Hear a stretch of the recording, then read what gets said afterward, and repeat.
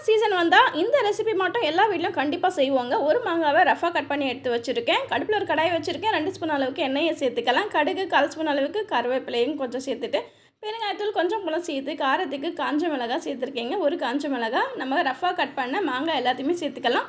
கூடவே மஞ்சத்தூள் கொஞ்சம், மிளகாய்த்தூள் காரத்துக்கு ஏற்ற மாதிரி சேர்த்துக்குங்க. நான் 1/2 ஸ்பூன் அளவுக்கு சேர்த்துருக்கேன். உப்பு தேவையான அளவு சேர்த்துட்டு நல்ல ஒரு மிக்ஸ்அப் பண்ணிக்கலாம். இப்போ லைட்டாக இது வெந்து வரதுக்காக கொஞ்சம் போல மட்டும் நான் தண்ணியை ஆட் பண்ணி ஒரு 2-3 நிமிஷத்துக்கு மூடி வச்சுடுறேங்க. ஸோ கலர் நல்லா சேஞ்ச் ஆகி லைட்டாக வெந்து வந்திருக்கும். இந்த ஸ்டேஜில் நம்ம எடுத்து வச்ச வெல்லம், ஒரு குட்டி பவுல் அளவுக்கு வெல்லம் எடுத்து வச்சுருக்கீங்க. இது டேரெக்டாக சேர்த்துக்கிறேன். ஸோ வெல்லம் சுத்தமான வெல்லமாக இருந்ததுன்னா நம்ம டேரெக்டாக அப்படியே சேர்த்துக்கலாம்.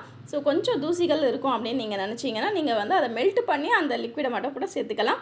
ஸோ அவ்வளோதாங்க, 2-3 நிமிஷத்தில் இந்த வெல்லம் நல்லாவே கரைஞ்சி வந்துட்டு இருக்கிறது பார்த்தாலே தெரியுதுன்னு நினைக்கிறேன். ஸோ 2-3 நிமிஷத்தில் இது சீக்கிரமாக குயிக்காக ரெடி ஆகிடும். கண்டிப்பாக மாங்காய் சேர்ந்ததுன்னா இந்த ஒரு ரெசிபியை ட்ரை பண்ணி பார்த்து ஃபீட்பேக் என்னன்னு சொல்லுங்கள்.